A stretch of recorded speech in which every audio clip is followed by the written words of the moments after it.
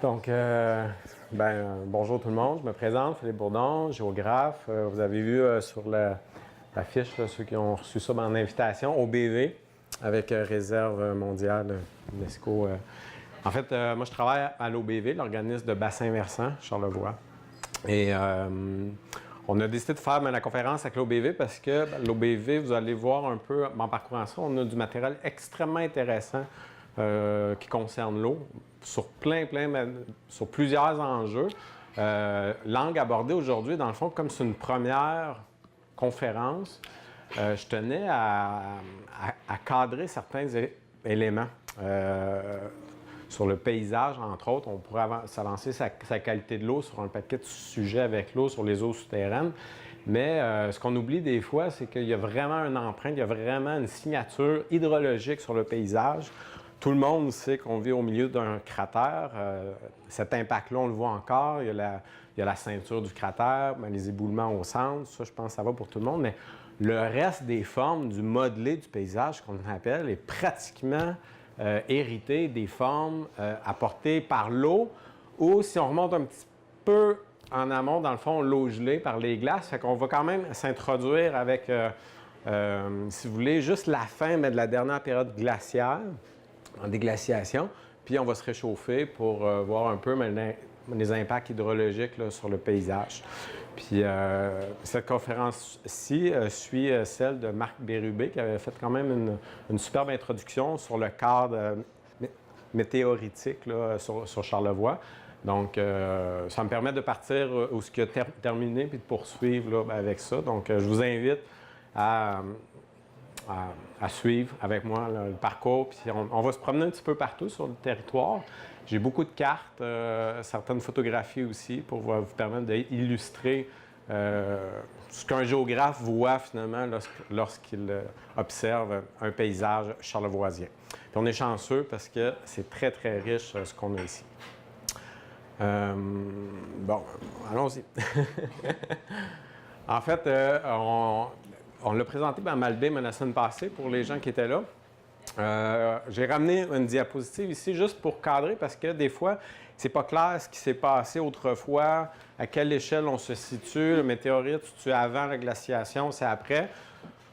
C'est le petit bout peut-être qui est un peu plus académique, mais c'est pas si long que ça. Donc, dans le fond, c'est juste savoir quand on parle qu'on a eu le cratère météoritique, ici, on est en millions d'années.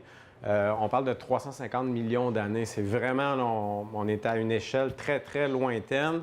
Vous voyez, le Jurassique avec les dinosaures, il s'est passé énormément de choses entre l'époque qu'il y a eu le météorite, puis l'époque où on s'intéresse ici, qui est le Quaternaire. Dans la période, j'ai un truc. Donc, par rapport à la dernière période, on n'est même pas en millions d'années, on est vraiment là, dans les derniers 100 000 ans là, sur lesquels on s'intéresse. Et, excusez, si on avance là-dedans, dans le fond, là, vous voyez, en millions d'années, nous, on s'intéresse vraiment à la période Holocène. Donc, vous voyez les époques où on était en déglaciation, ça a commencé il y a 10 000 ans, finalement. Il y a 10 000 ans, jusqu'on se place dans le croissant fertile, on commençait les premières activités agricoles quand même. Là. Puis en parallèle de ça, on est en migration sur le territoire américain par le détroit Bering du côté ouest. Donc dans le fond, juste savoir, on a eu une époque glaciaire qui a duré plus ou moins 60-75 000 ans. Et donc nous, on va partir dans la période vers la fin de ça, les glaces, ils se retirent. C'est juste pour vous permettre, j'ai eu accès à des superbes images qui permettent d'illustrer comment c'était sur le territoire. Dans le fond, c'est un étudiant en géographie qui a travaillé surtout sur sur les sols, puis avec ça, il est arrivé à recadrer comment que le retrait s'est fait, puis les traces que le retrait va laisser finalement. Donc, on a vraiment, et tout ça, c'est illustré, c'est schématisé, mais sur une vraie carte. Donc, on est vraiment aux bons endroits en fonction de certains échantillons qui est allé chercher sur le terrain. Fait que si on se replace ici, on est en 14 000 BP, ça veut dire 14 000 ans before present. Donc, on est vraiment, il y a 14 000 ans, bien, on est encore avec la glace au-dessus de nous autres, mais les hauts sommets, ils sont rendus exposés. Ça veut dire qu'on n'a plus un 2 km de glace. Quand on est en déglaciation, ça ne part pas de on a un 2 km, puis le lendemain, il n'y en a plus. C'est un peu comme la fin de l'hiver au Québec, hein, on s'entend. Là. La fin de l'hiver au Québec, des fois, on sent qu'il se met à faire chaud, ça va bien, puis finalement, une autre tempête qui redécolle, puis on dit ça y est, c'est reparti. C'est reparti pour le ski, là, pour une journée, mais des fois, ça refond après. C'est un peu comme ça. Donc, si on se ramène à cette échelle-là, ça se passe sur plusieurs milliers d'années. C'est comme un printemps québécois où ça part, mais ça revient. Il y a des avancées de l'hiver, il y a des avancées de la période glaciaire, si vous voulez, plus froid, puis il y a des reculs. Mais on se dirige quand même vers la fin de cette période-là. Donc, il y a 14 000 ans, les sommets, ils sont visibles. Ensuite, on se retire. Je n'ai pas la date ici, là, mais je voulais surtout évoquer ici que dans les vallées, il faut aussi voir qu'à l'englacement d'une glaciation, là, une glaciation continentale, là, comme on a eu ici, qui a duré 75 000 ans, comme il y a présentement en Antarctique, comme il y a présentement au Groenland, au moment où ça s'est glacé, c'est d'abord des montagnes qui ont des glaciers de montagne. Puis ça grossit, puis ça devient finalement une masse continentale. Mais au retrait, il y a l'effet inverse. Puis pendant que ça, bien, il y a quoi qui se passe en dessous? On en sait... en tout cas, moi, j'en sais pas grand-chose. Peut-être qu'un glaciologue pourrait évoquer, lui, qu'effectivement, il y a certaines langues glaciaires qui sont en mouvement en dessous de la masse. Mais je pourrais pas m'avancer là-dessus. Mais à la déglaciation, ces langues glaciaires-là, ils reprennent forme et elles sont actives. Fait qu'on on en voit ici, là, dans la vallée de la Sainte-Anne, notamment. Le réflexe n'est pas là. Ça va venir d'ici la fin. Ici, on a tout, dans le fond, une langue glaciaire dans la vallée du Gouffre. Les éboulements ici, puis la Malbaie là. Donc, des grandes langues glaciaires qui descendent, qui charrient du matériel, qui rabotent le paysage. Ça a le lieu à cette époque-là. Donc, on est encore en retrait. Là, on est rendu à 12 900 ans avant nous. Ça veut dire on arrondit à 13 000 ans. Donc, c'est passé 1000 ans. Le retrait, quand même, on voit, on a fait du progrès en 1000 ans, mais les langues glaciaires sont vraiment importantes là, dans la vallée de la Malbaie, dans la vallée du Gouffre. Puis la vallée de la Sainte-Anne aussi beaucoup plus allongée, vraiment une langue glaciaire là, très plus filiforme. Là, on se retrouve ici, je n'ai pas la date, mais je voulais ici juste voir que pour la Malbaie, je ne sais pas si les gens reconnaissent, là, on a le lac Nerne, le Grand Lac, et le Sainte-Marie. Donc, on est vraiment sur le territoire cartographié et c'est ce qu'on en comprend avec la signature sur le paysage. Donc, on pense que quand il y a eu cette avancée-là, cette langue-là, elle a quand même stagné ici, puis son retrait s'est fait par recul. Et je ne sais pas s'il y a des gens qui ont déjà voyagé, mais dans des endroits où les glaciers sont actifs, ou en rocheuse, tout ça, bien, à la fin d'un glacier, comme il rabote, lui, bien, il laisse un dépôt de roche qu'on appelle de la moraine. Donc, on peut s'attendre à ce que s'il y a eu ça, il y en a eu et il y en a sur le paysage. C'est un peu des questions que présentement, on se demande. À cette étape-ci aussi, il faut savoir, les gens ont déjà entendu parler que le niveau marin avait monté. Il faut juste faire attention avec l'histoire par rapport au niveau marin parce que c'est actuel présentement que le niveau marin va monter. À l'échelle mondiale, une variation d'1 mètre, c'est énorme. C'est énorme, c'est relié à l'expansion, c'est relié à l'équilibre entre les masses d'eau puis les continents puis leurs plaques, si vous voulez. Mais à l'échelle d'une déglaciation comme ça, pourquoi que ça peut monter beaucoup? C'est que notre continent est enfoncé. Ça fond tellement vite, on a parlé de plusieurs milliers d'années, mais ça fond tellement vite que le niveau marin mondial, lui, il vient envahir ça. Fait que c'est pas lui qui a monté de... On est vraiment... Là, on est à 200 mètres. On a atteint pas loin du 200 mètres. Je n'ai pas les chiffres exacts. Les chercheurs, c'est selon ce qu'ils trouvent en données, mais en tant que tel. Sous le niveau. Ça veut dire qu'on était à moins 200 mètres. enfoncé. On était tellement enfoncé que le niveau mondial nous a, si vous voulez, envahi. L'immersion, donc c'est pour ça qu'on parle d'immersion marine. La mer de Goldthwait, en tout cas, c'est des termes que peut-être certaines personnes ont déjà entendus. Fait qu'ici, on était vraiment dans le pas loin du 200 mètres. Puis ça venait s'accoter à la langue glaciaire, aux moraines en place. Puis on peut penser justement qu'il y a des langues glaciaires qui s'avançaient par-dessus ces fjords-là. Donc on peut penser que la Malbaie puis la vallée du gouffre étaient vraiment des fjords parce qu'on était à 200 mètres de plus d'eau qu'on a aujourd'hui, avec les langues glaciaires qui s'avançaient là-dedans. Des veillages, ça veut dire que les glaciers y cassent, ça part en iceberg. C'est la situation dans laquelle on était il y a 13 000 ans. Sur cette diapo-là, bien, vous voyez, dans le fond, si on a eu une langue glaciaire qui s'est avancée, bien, on peut s'attendre à ce qu'il y ait des moraines, des grandes moraines. Bien, ces moraines-là, on va les voir sur le paysage, en effet. Donc, on parlait du lac Nerne, du lac Sainte-Marie. On appelle ça la Grande Moraine de Saint-Narcisse. À parcourt, mais le Québec, ici, elle est extraordinaire là, avec cette langue-là que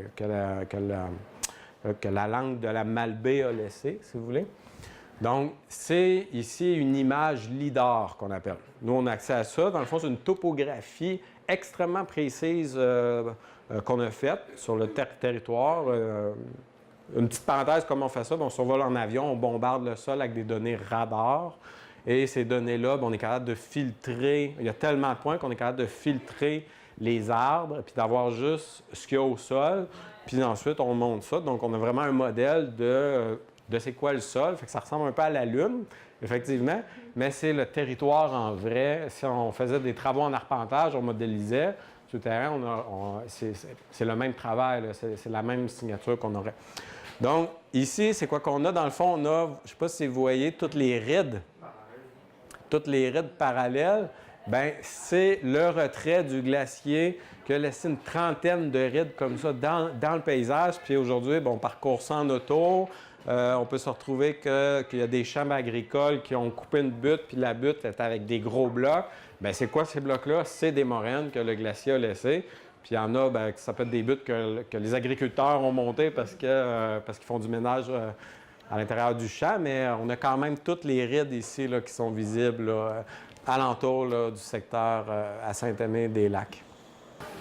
Donc, on peut s'attendre aussi, comme je vous ai parlé des langues glaciaires, que les glaciers aient sculpté les fonds de vallée.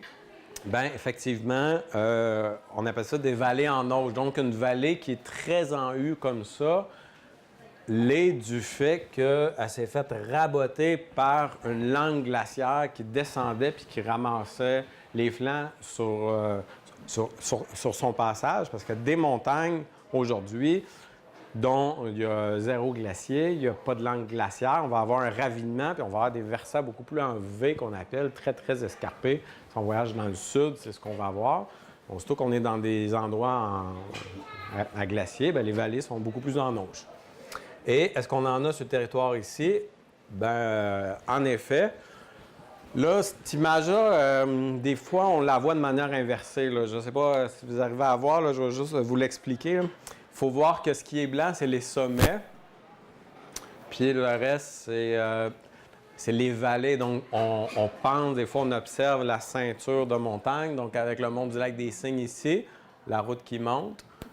Pour aider, mais les gens, j'ai mis une petite carte en haut hein, pour ceux qui ne savent pas, qui veulent se rappeler où est-ce qu'on est. Donc, on est vraiment dans le secteur du parc avec l'accueil du parc des Grands Jardins. On a le mont du lac des Cygnes ici, le mont du Four à côté et le gros mont ou Morios. Bien, alentour de chacun de ces monts-là, bien, qu'est-ce qu'on a? On a des grandes vallées comme ça qui sont très sculptées, très en auge, qui sont reliées à chacune d'elles par des langues glaciaires qui descendaient et qu'elles ont sculptées.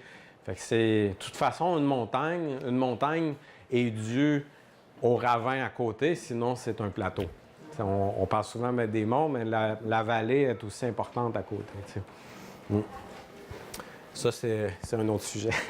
Donc, ouais, on pourrait partir là-dessus à avoir du plaisir aussi. Là on est, dans le fond, justement, en arrière du Parc des Grands Jardins, dans la ZEC des Martres, à un chalet de la Traversée, là, probablement au Dôme. Et on voit justement cette vallée-là en auge là, qui donne sur le sud, sur la vallée du Gouffre ensuite.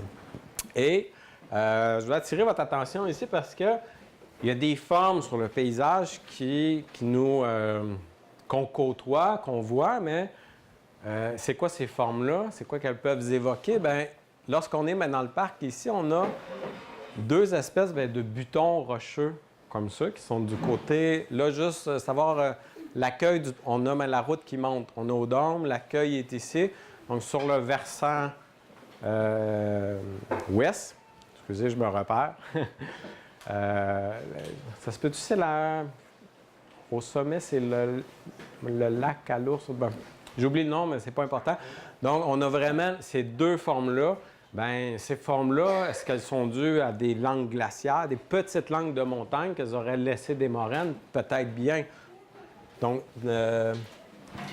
en regardant d'un peu plus près, en regardant un petit peu plus près, ici, c'est un montage justement avec un lidar qu'on peut voir en 3D puis l'imagerie. Donc, on a l'accueil du parc ici. On monte vers le nord. Donc, on est vraiment dans le parc des Grands Jardins. Bien, vous voyez comment que les formes, elles sont, si vous voulez, ovales, avec un dépôt. Et directement en lien là, avec une toute petite vallée. Ce cas-là, c'était pas une grosse vallée, mais on peut penser qu'il y avait un petit glacier, une petite langue glaciaire qui descendait ici, à ce moment-là, et qui nous a laissé ces dépôts-là. Ces dépôts-là, ce qui est intéressant aussi avec ces formes-là, je vais suivre. Ici, vous voyez là, comment que c'est une belle forme ovale comme ça de... excusez.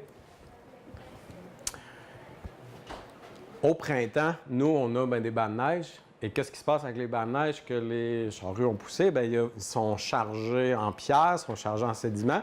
Et ça fond, puis à un moment donné, le banc de neige, là, il est recouvert en roche. Pourtant, à l'intérieur, c'est encore de la neige, puis elle continue à fondre et elle se tient. Bien, il se passe un peu le même phénomène. Si on a une langue glaciaire qui descend, une petite langue glaciaire, et on perd de la vigueur, on perd de l'hiver, on perd de la neige. Bien, à l'intérieur d'elle, il se demeure de la neige. Et alentour, c'est en roche. Puis elle va charrer ça, on appelle ça un glacier rocheux. Une langue glaciaire, bien, dans la fin de sa vie, devient un glacier rocheux. Donc, une langue qui continue même à descendre et à bouger, mais elle est chargée en roche à l'extérieur. Et ça peut durer longtemps, longtemps, parce qu'elles sont un peu isolées aussi par les roches. Puis c'est alimenté durant l'hiver, elle se gonfle, elle continue de bouger. Puis c'est peut-être la dernière signature glaciaire qu'on a et qu'elles ont peut-être été actives encore très, très récemment. Pourquoi? Bien, est-ce qu'on a des arbres qui poussent dessus? Il n'y a aucune végétation. On est dans une situation, il y a du pergélisol, c'est-à-dire qu'il y a de la glace en dessous. Peut-être que l'on n'a plus aujourd'hui, mais peut-être qu'il y a 10 ans, il y en avait. Parce qu'il y a zéro végétation. Puis des petites formes de glaciers rocheux, actifs ou inactifs, ou vers la fin d'eux. On en a à plusieurs endroits sur le territoire aussi, puis c'est vraiment intéressant. C'est des vestiges qui datent d'hier. On n'est pas il y a 10 000 ans. Là ici, c'est un vrai montage en 3D à partir d'une vraie donnée. On est dans la vallée de la rivière Sainte-Anne. Pour les gens donc, on est à Baie-Saint-Paul, il y a vraiment là, une vallée aussi imposante dans la Sainte-Anne. Sur le séminaire, on en entend moins parler parce que c'est privé, mais c'est une vallée aussi imposante que celle des Hautes-Gorges. Quand même, c'est vraiment impressionnant. Là, on parle d'une vallée avec des sommets, avec des versants qui sont en dénivelé là, entre 6 et 700 mètres directement. Et on a des belles langues là, comme ça de forme glaciaire, un glacier rocheux, peut-être inactif, peut-être actif, mais ils sont assez majeurs là, à ce moment-là. En fait, ça serait intéressant qu'il y ait un chercheur qui se questionne là-dessus, qui passe peut-être avec un géoradar ou une méthode X pour savoir, il y en a-tu de la glace encore ou pas, parce que c'est vraiment... Puis juste en profil ici, c'est un peu académique, là, mais c'était pour vous illustrer. Si on regarde un glacier rocheux de côté, bien, qui est actif, bien, on va avoir toutes les roches au-dessus et il se déplace, lui, il est en glace à l'intérieur. Il va s'affaisser au fil du temps, puis une fois qu'il est vraiment affaissé parce qu'il n'y a plus de glace, bien, on va se retrouver seulement avec sa forme de roche. Et si on le regarde bien, de profil, bien, un glacier rocheux très actif jusqu'à un glacier rocheux inactif et la vestige. Là. C'est sûr qu'on se rapproche de ça, là, parce que la forme, on me dit qu'elle est un peu affaissée, mais on est peut-être encore là. Peut-être qu'il en reste une lentille. Là. Donc, là, je vous amène dans un autre secteur. Les gens qui voyagent beaucoup entre Baie-Saint-Paul et la Malbaie. Quand on quitte Saint-Hilarion, ici, on s'en va vers la Malbaie.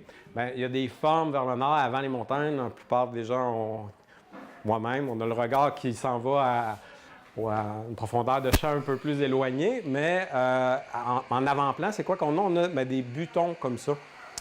Et il y en a beaucoup sur le paysage en Saint-Hilarion comme ça, des butons avec une forme un peu escarpée d'un bord et allongée de l'autre. Bien, ces formes-là ont aussi un héritage. Donc, juste pour vous situer, là, je vais comme faire un fondu là, pour qu'on puisse voir. On est vraiment à Saint-Hilarion ici et on va observer ce qui se passe là, dans le secteur-là. Saint-Hilarion se déplace pour aller à Malbaie.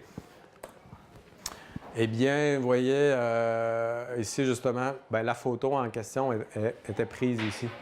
Ces formes-là, on avait justement la grosse masse de glace au-dessus de nous.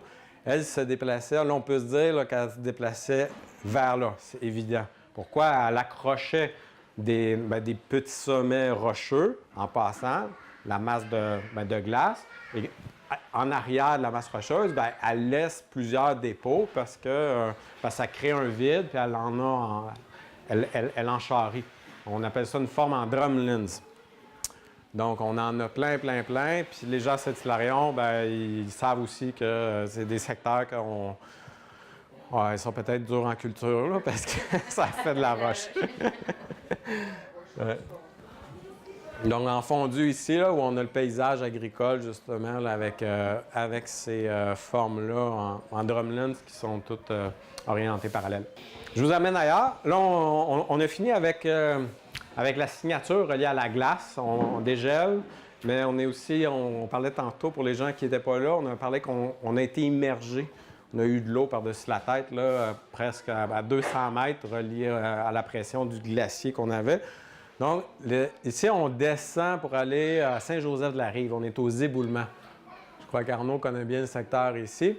En descendant, on traverse un secteur avec des marches comme ça. Quelle est la signature? Pourquoi qu'on a ça sur le paysage? C'est pas le météorite qui a fait ça. On est...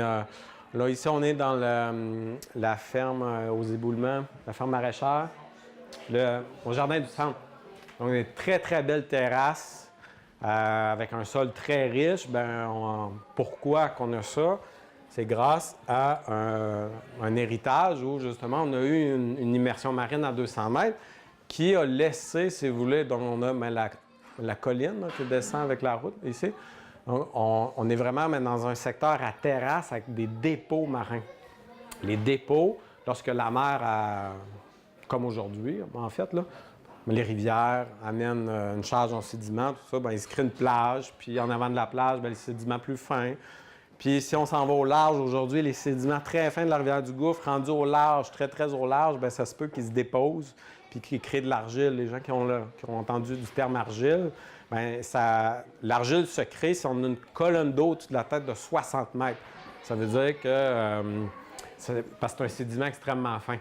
Les siltes, les sédiments un peu plus grossiers, bien, eux autres, ils peuvent se déposer avant. Et les sables, évidemment, ils vont être à la jonction où le niveau marin il est. Et donc, on pense que ça a monté pas loin du 200 mètres ici aussi. Bon, c'était pas mal à la grandeur de Charlevoix. Puis les différentes marches qu'on a vues, elles étaient ici. Mais ces marches-là sont dues au rythme auquel que le continent est remonté par rapport au niveau marin. Donc, des fois, il remontait par petits coups. Peut-être qu'ici, il y a eu un coup assez majeur qui a permis de remonter. Puis, pourquoi qu'on pense aussi, par les sédiments qu'on observe, on sait que c'est marin, mais je ne sais pas si vous observez la forme ici, la belle forme, c'est un glissement de terrain. Les glissements de terrain ont lieu dans l'argile. L'argile, c'est pratiquement une roche, en fait. L'argile, une fois qu'elle est sec, mais l'argile a la capacité de se gorger d'eau. Et une fois qu'elle est gorgée d'eau, ça prend juste une petite vibration, puis les liens chimiques, ils se défont, puis ça devient liquide. Vraiment, liquide, c'est un phénomène comme ça. Puis, l'argile, vous voyez, on en a à cette hauteur-là, qu'on a eu un glissement de terrain. Puis l'argile se dépose à 60 mètres. Ça veut dire qu'on avait 60 mètres d'eau au-dessus de la tête pour qu'il y ait de l'argile à cet endroit-là, si on est logique. Là, vous allez me dire, peut-être que ça fait vraiment 10 000 ans, ça date peut-être de beaucoup plus loin que ça. Ça, ici, vous voyez, c'est un dépôt qu'on a observé de mollusques.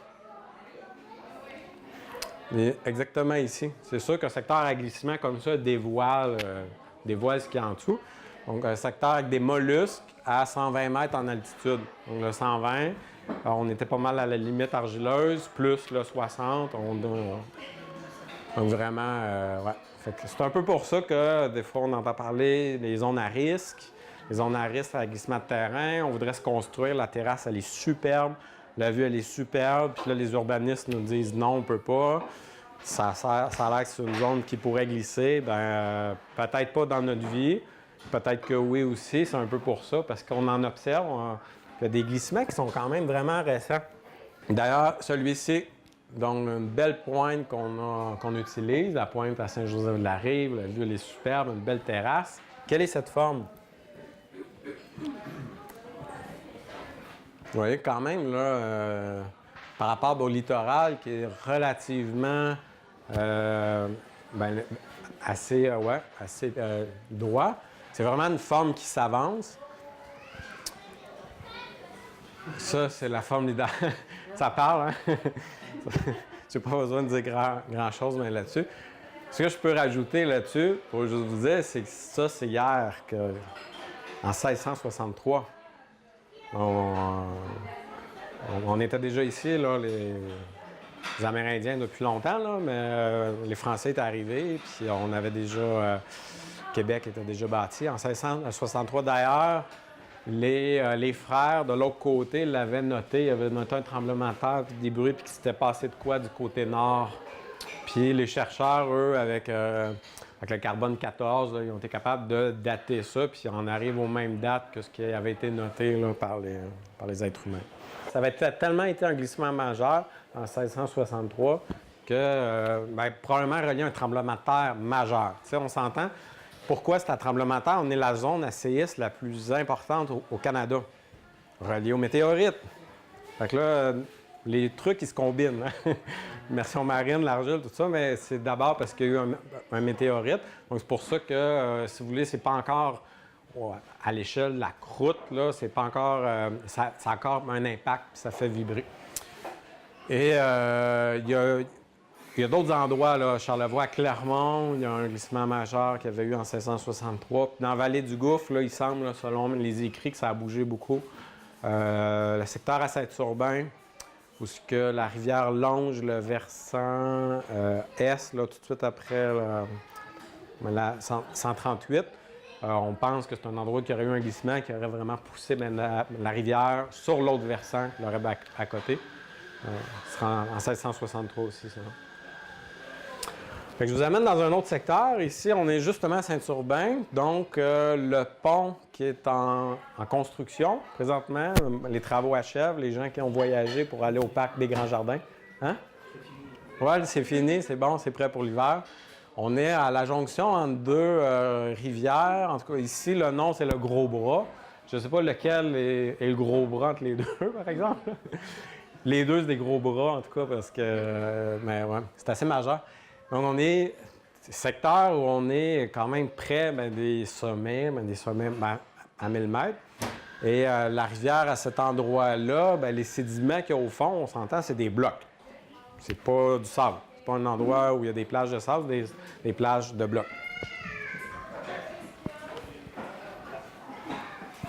Je sais pas si ça vous dit de quoi. Moi, je trouve ça magnifique. Oui, ça c'est que la signature fluviale. C'est la signature du cours d'eau. Et pourquoi qu'on a toutes ces formes-là? Donc, c'est des formes en terrasse qui montent. Si on monte sur le petit sommet ici avec la croix, là, même par la route, on voit vraiment une avancée ici. C'est que des glaciations, le gros bras, il devait charrier vraiment beaucoup. Le territoire était chargé en sédiments, puis aussi, bien, il n'y avait pas d'arbres. Fait que tout ce qui peut bouger, bouge. Tu sais. Et ça a créé des immenses structures, si vous voulez, en dépôt de sable. Sauf que là, à un moment donné, le matériel a tout été amené, puis la rivière a continué, elle, à s'enfoncer là-dedans. Donc, au passage, elle a créé différentes terrasses là, qu'on peut observer pour au niveau jusqu'où on est aujourd'hui. Mais c'est vraiment donc, les gens qui ont des terres là-dedans puis qui ne comprennent pas, c'est en terrasse. Pourquoi c'est aussi plat que ça? Bien, c'est à cause de ça. Fait on peut parier qu'en tout ça, ça doit être du sable. Puis si on regarde, bien, c'est la rivière qui le met en place, là, selon la forme qu'il a. Ici, on commence dans le très récent. Donc, là, la question, c'est les systèmes dynamiques comme ça. Donc, la topographie qui change, le modelé du paysage qui change par l'eau, par les processus. Ça a-tu lieu encore? Bien, on entend parler des fois que la rivière du Gouffre, elle bouge. Effectivement, elle bouge. Là, c'est des travaux très récents, là, cette carte-là. On a eu accès à des chercheurs à l'Université de Rimouski qui nous ont tracé, on appelle ça un tracé historique. Donc, on prend des photos du territoire par avion depuis 1960. Et là, ils ont tous pris les photos à chaque 10 ans, ils les ont combinées, ils les ont mis à la bonne place. Puis là, ils ont retracé la rivière où ce qu'elle était, en 1960, en 1970, en 1980, pour essayer de voir, bien, y a-t-il des endroits où elle est toujours à la même place, puis des endroits qu'elle bouge. Puis ça aide aussi à comprendre les endroits où ce qu'elle bouge le plus, c'est pourquoi. Donc, c'est ça qui est la question qui suit, qui n'est pas simple. Mais en fait, justement, je vous ai mis un secteur qui bouge beaucoup pour qu'on se repère. Donc, on est vraiment...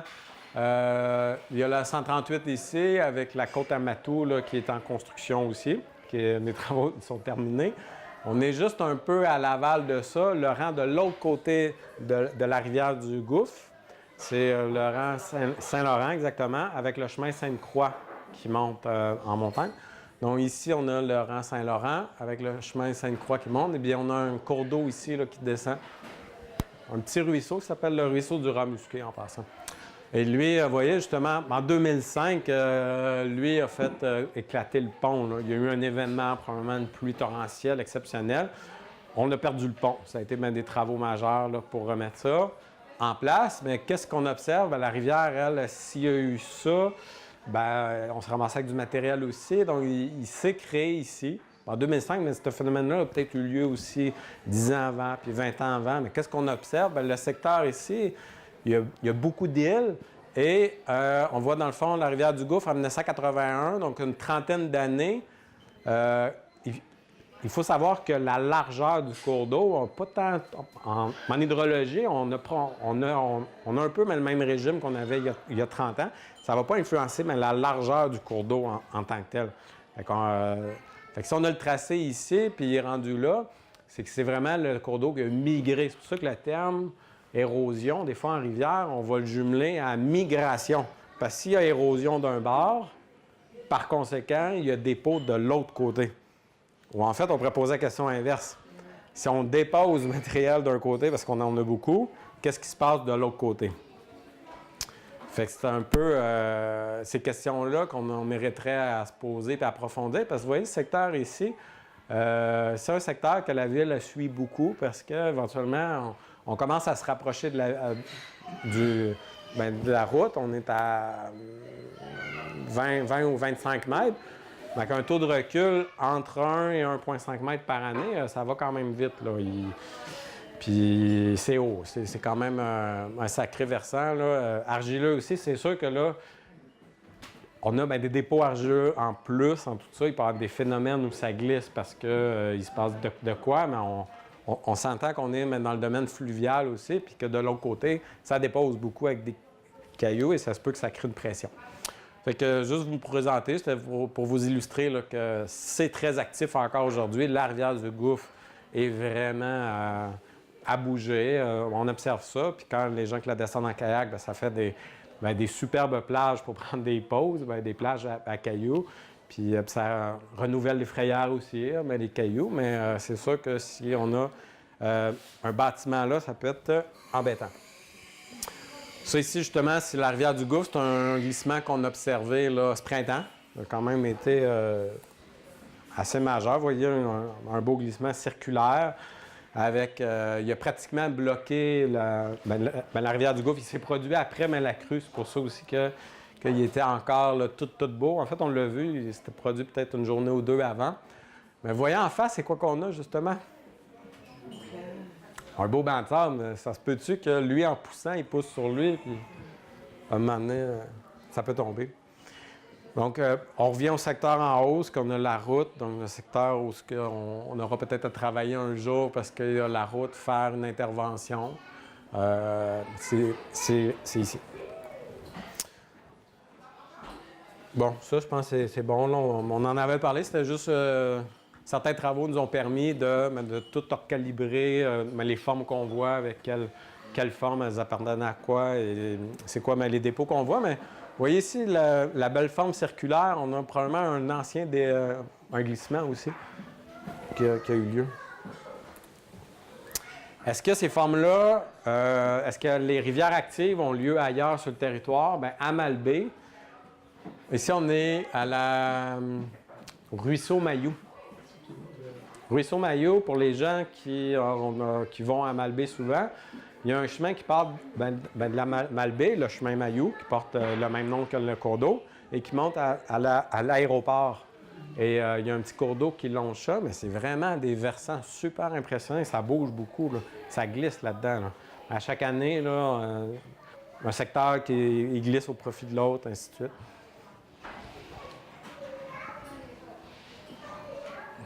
Petite rivière Saint-François. Donc, on est quand même en zoom. Là. On est le secteur des prairies. Les gens qui connaissent, entre Baie-Saint-Paul et Petite-Rivière Saint-François, du côté de Petite-Rivière, il y a vraiment un secteur très, très plat au niveau du fleuve. À prairie, c'était des champs agricoles. Et ici, la forme qu'on voit là, dans le fond, c'est un cône. C'est un cône, le cours d'eau a déposé, si vous voulez. Là, on peut s'attendre à ce qu'une rivière qui descend des montagnes, qui est très à pic, a de l'énergie, elle arrive en bas sur le plat. Bien, elle perd cette énergie-là. Au passage, elle laisse ce qu'elle avait avec elle. Donc, ici, vous voyez, on s'est mis en haut. Donc, du haut, bien, on a pu observer ça. Ces dépôts-là sont très récents. En 2013, puis le même événement a eu lieu en 2015, donc en série des pluies super importantes, puis qui ont ravagé des chemins aussi, dans certains cas. Là. Et nous, on se posait la question, si ça l'a érodé en haut, il s'est ramassé où, tu sais, à un moment donné. Et on a trouvé ça, donc aux prairies en bas, vraiment un secteur où tous les dépôts ils ont été apportés là par le cours d'eau, mais c'est un compte vraiment majeur. Là. Vous voyez, on peut penser même que le train a dû faire des travaux en excavation. Ils ont une petite excavatrice là, qui monte sur rail. On pense qu'après les travaux, là, ça sera vérifié avec eux. Ils sont allés excaver parce que si on trace une ligne entre la hauteur des dépôts qu'on a d'un bord puis de l'autre côté, c'est vraiment une forme en éventail, ils ont dû travailler parce qu'il va y avoir des choses sur la rail. Puis là, dans le fond, j'ai fait un petit topo. C'est un peu ce que je voulais vous présenter sur les formes, sur ce que les rivières font sur le paysage qu'on peut observer. Puis je vais juste prendre une minute ou deux pour vous présenter les travaux qu'on fait, nous, qui servent à la collectivité. On travaille beaucoup avec les MRC, avec les municipalités. Et ces données-là, LIDAR, extrêmement précis sur le territoire, nous ont permis de monter un projet avec des spécialistes à Québec pour générer un nouveau réseau hydrographique. Donc ici, on a le Grand Lac, c'est le lac Nerne. Et en bleu, en noir, c'est le réseau routier. En bleu, c'est le réseau hydrographique officiel de la carte topo que tout le monde connaît. Mais ça, il faut savoir que ça a été photo-interprété en 1960. Puis c'était le mieux qu'ils pouvaient faire avec ce qu'il y avait. Et ici, on a le réseau hydrographique qu'on peut générer avec un lidar de manière automatique en validant aussi sur le terrain. Et vous voyez qu'il s'ajoute un terme qui s'appelle fossé. Bien, ça, c'est en plus de savoir le cours d'eau il est où, bien, il y a une grande question chez les urbanistes, les aménagistes, mais les gens qui ont un terrain privé, à savoir ce que j'ai devant moi, est-il un cours d'eau ou un fossé? Savoir est-ce que je peux aller travailler dedans ou j'ai besoin d'une autorisation environnementale. Bien, ces travaux-là servent à mieux identifier ça puis à donner aux fonctionnaires, bref, les outils pour qu'ils sachent c'est-tu un cours d'eau, c'est un fossé, parce que ça a l'air simple, mais c'est vraiment une question qui n'est pas si simple que ça, là. Je vois Arnaud qui rigole en arrière, mais c'est vrai, là, avec... Ouais, donc c'est un peu ça pour ce projet-là. Puis, juste ramener ici à Montrouge aussi qu'on les a repositionnés au bon endroit. Là. Des fois, c'est pas au bon endroit, ça. Dans un autre secteur, aux éboulements, le même projet a été fait ici, là, avec la terrasse qu'on observait précédemment. Et finalement, avec le réseau hydrographique comme on l'observe, puis qu'il est en réalité, c'est vraiment ça. D'autres travaux, on travaille en hydrologie sur les cours d'eau pour mieux calibrer les informations. Il y a le centre d'expertise hydrique qui ont maintenant seulement une station à Malbaie. Sur la Gouffe, on n'en a pas. Donc, on travaille vraiment à mettre ça en place et à mieux comprendre ce qui se passe, là, surtout dans un contexte de changement climatique. Là. On a des projets par rapport à la qualité de l'eau. On va beaucoup échantillonner en rivière selon certains projets, selon certains enjeux. À Saint-Irénée, entre autres, on a un comité de bassin là, local qui s'inquiète par rapport à leur rivière. Donc, on échantillonne pour comprendre ce qui se passe là, puis trouver des solutions éventuellement. On le fait aussi pour le lac Nerne. On a un comité au lac Nerne, parce que vous avez entendu parler peut-être des enjeux là, avec des blooms de cyanobactéries. Je ne vais pas rentrer là-dedans aujourd'hui. On pourrait passer une conférence sur le sujet, mais on travaille avec eux aussi. Fait que, en fait, c'était juste pendant 5 minutes de présenter que tout ça sert à comprendre, mais ça a des applications pratiques au quotidien.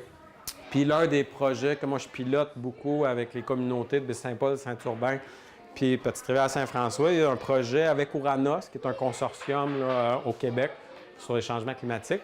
Puis on est à élaborer un plan d'adaptation au changement hydroclimatique. Donc, c'est juste voir est-ce qu'il va pleuvoir autant dans 20 ans qu'aujourd'hui, ou pleuvoir moins, puis ça va faire qu'il va manquer d'eau dans certains puits, tout ça. Fait qu'on se questionne là-dessus, puis le projet a cours présentement là, avec les gens de Baie-Saint-Paul, Petite-Rivière-Saint-François et Saint-Urbain. Donc, merci. S'il y a des questions...